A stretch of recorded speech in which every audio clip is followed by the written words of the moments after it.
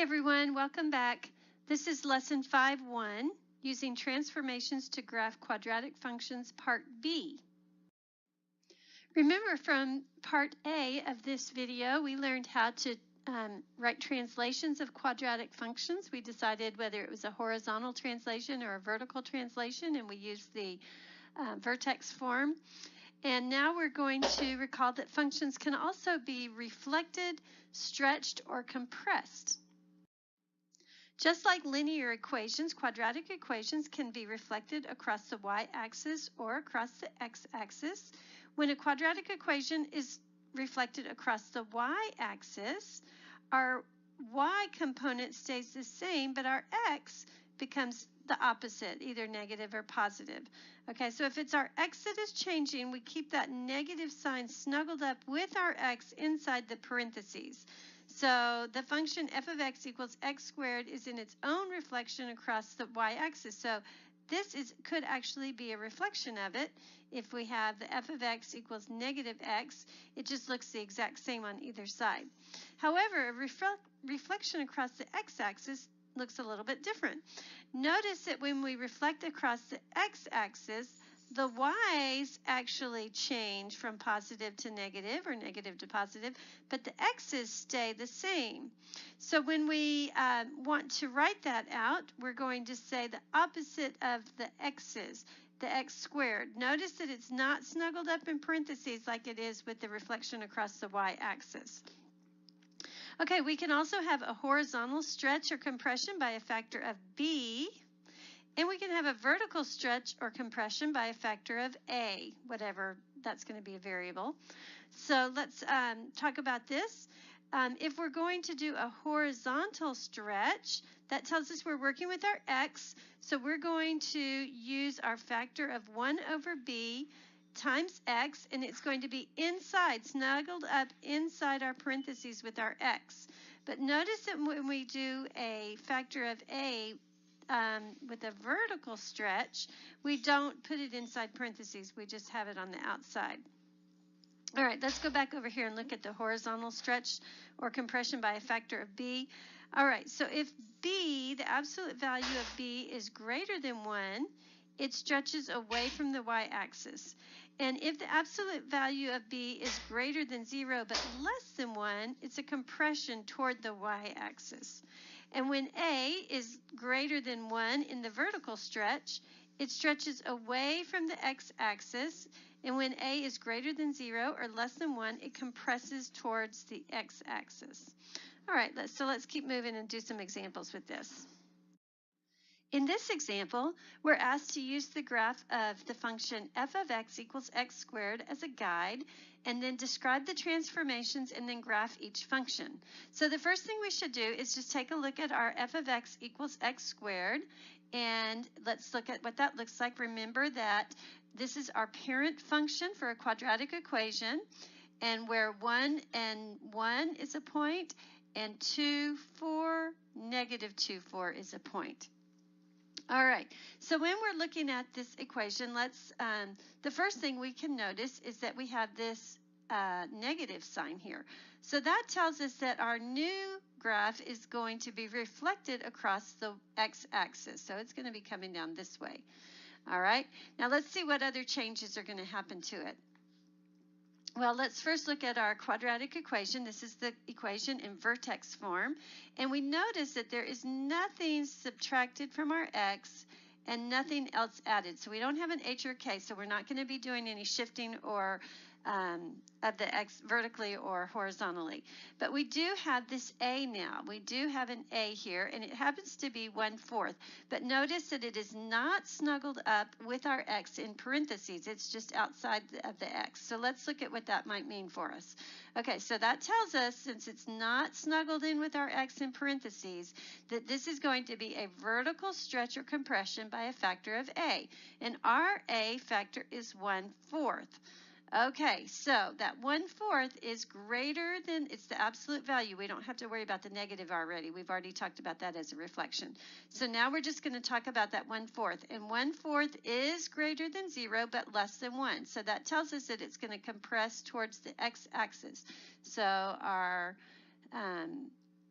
our parabola is going to be a little bit wider. It's going to be pressing towards the x-axis. Okay, so let's see what we can tell from this. So because A is negative, G is a reflection of F across the x-axis. So we talked about that. Let's see what else. Because A is 1/4, it's a vertical compression by a factor of 1/4. And so now let's graph it and we'll actually see what that looks like. And there it is. So it's a little bit wider than our parent function and it's reflected across the x-axis. Let's try another one. This next example is similar. And again, the first thing we're going to do is take a look at our parent function.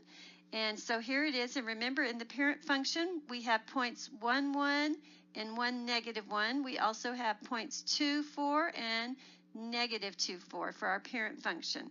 Let's take a look at what our quadratic equation looks like in the vertex form. And when we look at our example and what our equation looks like, we notice there's no h or k in our example.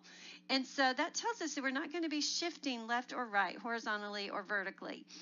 But we do have this 3 and it's snuggled up with our x this time. So let's remember when we have our factor snuggled up inside parentheses with our x, it's going to be a horizontal stretch or compression by a factor of b. So it's really important here that you look at what this formula looks like, okay? Notice it says 1/b times x and the square is on the outside of the parentheses. So this 3 is actually equal to 1/b. So I'm just going to do a little math problem here. 3 is equal to 1/b. And I want to know exactly what my b is. So I'm going to multiply both sides by b. That leaves me with 3b equals 1. Now I want b to be by itself, so I'm going to divide both sides by b. So b is actually equal to 1/3. All right. And now when I look at b is equal to 1/3, let's look over here at my two things. Is b greater than 1? 1/3 is not greater than 1, so it's not going to stretch away from the y-axis.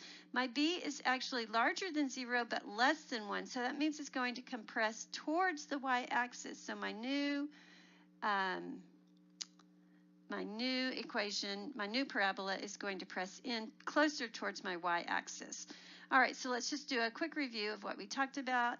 It says because b is equal to 1/3, G is a horizontal compression of F by a factor of 1/3. And now my new graph is going to look a little different here. Let's take a look at it.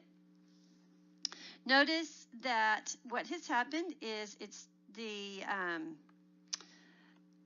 get some of these off of here real quick. The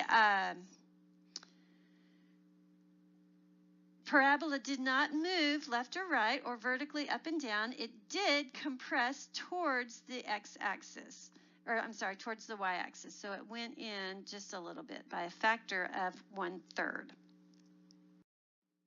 This next example is one for you to try out on your own. So go ahead and put the video on pause for a minute and give it a try.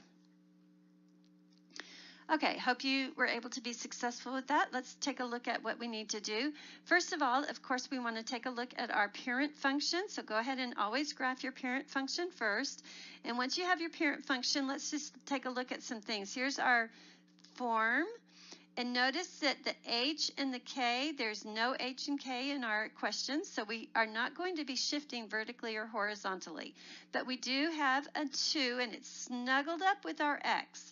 Okay, and so when it's snuggled up with our x, let's remember what the rule is. It tells us that 1/b is going to be equal to this 2. So let's just do the math real quick. 1/b equals 2.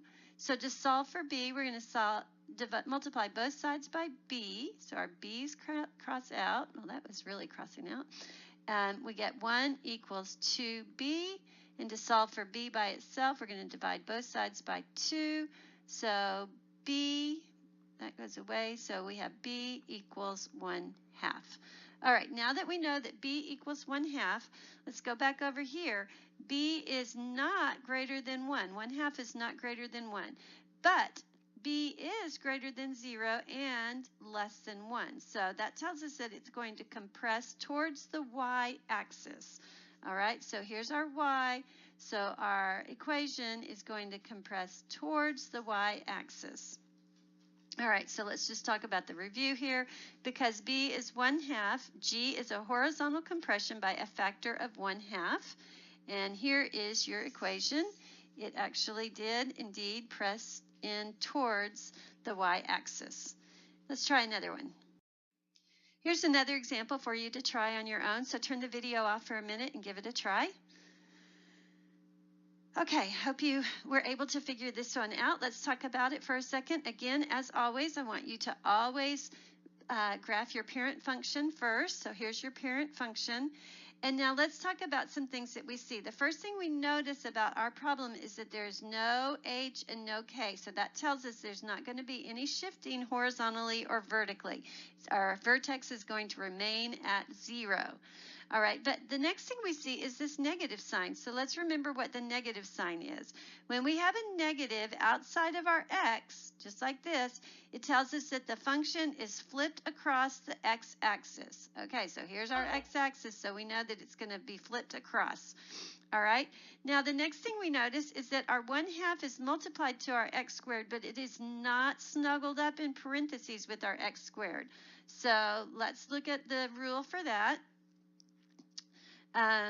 There's the summary of that one. Here's our rule when we don't have it in parentheses. We just know that a is times x squared. So a is greater than 1. It's going to stretch away from the x-axis. But we see that 1/2 is not greater than 1. But 1/2 is greater than 0 and less than 1. So it's going to compress towards the x-axis. So that means it's going to go towards the x-axis. All right, so let's summarize that and draw a graph of it. There's the summary, and here's our graph. Notice it's just a little bit wider than our parent function, and it's compressed out towards the x-axis. Okay. If a parabola opens upward, it has a lowest point. All right. If a parabola opens downward, it has a highest point. There would be our highest point. This lowest or highest point is called the vertex of the parabola. The parent function, f of x equals x squared, has its vertex at the origin. You can identify the vertex of other quadratic functions by analyzing the function in vertex form. The vertex form of a quadratic function is right here, and we've been looking at it a lot, where a, h, and k are constants. So here it is again in just a summary of what you've been doing. We've actually been doing it a lot. A indicates a reflection across the x-axis or a vertical stretch or compression. Okay, so this is going to tell us about reflections or stretches and compressions. This H indicates a horizontal translation, either left or right, and K indicates a vertical translation, up or down. All right, because the vertex is translated h horizontal units and k vertical units from the origin, the vertex of the parabola is hk. This is very important to remember, so you should write it down. Okay, and here's a helpful hint. When the quadratic parent function f of x equals x squared is written in vertex form, notice our origin is now 0, 0. So it's x minus h, so h is 0 and k is 0, and that's why we only have to write x squared because they're both zeros. In this example, you're going to be writing transformed quadratic functions. The directions tell you to use the description to write the quadratic function in vertex form. So let's look at the description. It says the parent function f of x equals x squared is vertically stretched by a factor of 4/3 and then translated 2 units left and 5 units down to create g. Let's look at the vertex form of a quadratic function here and notice that we have 3 variables, a, h, and k. So the first thing we want to do is to identify how each transformation affects the constant in vertex form. Let's look at our A first. It says that it's going to be vertically stretched by a factor of 4/3. So that tells us our A is going to be 4/3. Next, our instructions tell us to translate 2 units left. So that tells us that the H, which notice is snuggled up with our X, so it tells us it's the horizontal part, is going to be -2. And finally, it says we're going to go 5 units down. That's vertical, and that's going to be our K. So our K is going to be -5. So now all we have to do is rewrite our equation, f of x, and actually we're going to change this to g of x, because that's what our new one is. So it's going to be g of x equals a, which is 4/3, times x minus our h, which is -2, squared, plus our k, which is -5. All right, and we can just change this up just a little bit to say g of x equals 4/3 x plus 2 squared minus 5. And there we have it. All right. Okay, here's one for you to try on your own. Turn the video off and give it a try. Okay, hope that you were able to do that successfully. Let's see if you did it. The direction says use the description to write the quadratic function in vertex form. The parent function f of x equals x squared is vertically compressed by a factor of 1/3 and then translated 2 units right and 4 units down to create g. So here's our vertex form of the quadratic function. The first thing we need to do is to identify how each transformation affects the constants a, h, and k. All right, so let's take a look. It says, first of all, it's vertically compressed by a factor of 1/3. So let's let a equal 1/3. Next, it says it's translated 2 units to the right. So that tells us that the h is going to be 2 units right. And then finally it says 4 units down. So that tells us about our vertical. And so k is going to be -4. So now to write our actual function out, we're going to say g of x equals, our a is going to be 1/3, x minus, our h is 2, squared, plus k, which is -4. Or we could have just written, instead of this, we could just say now -4. So here is your new quadratic equation. All right, you have one more to try out on your own, so turn your video off for a second and give it a try. Okay, I hope you were able to get that. The question says to use the description to write the quadratic function in vertex form. The parent function f of x equals x squared is reflected across the x-axis and translated 5 units left and 1 unit up to create g. So, first thing you need to do is identify how each transformation affects the constant in vertex form. So here are the things that we're going to be looking for. We're going to look for an A, an H, and a K if any of those are given. The first thing it says is that it's going to be reflected across the x-axis. So recall that when it's reflected, that means that our A is going to be negative. We don't have a stretch or compression, so the A is just going to be negative. The next thing it says is it's translated 5 units left. So that's a horizontal, and it's going left. So it tells us that our H is going to equal -5. And finally, it says that it's going to be 1 unit up. That's horizontal, so that's going to be our K. And so it says that we're going to have K equals 1. Now that we've identified each of the A, H, and K, we just have to rewrite our equation. G of x equals, in place of A, we just have to put a negative sign, x minus our H, which is a -5, squared, plus our K, which is 1.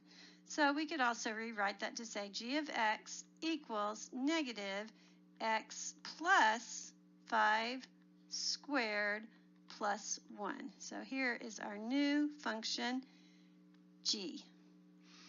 All right. And we're finally finished. When we meditate on the beautiful parabola that God created called a rainbow, we are reminded to hold fast the confession of our hope without wavering, for he who promised is faithful. So please always remember that God is faithful in your life. All right, that's the end of our lesson. Hope you have a great day, and I will see you soon. Take care. Bye.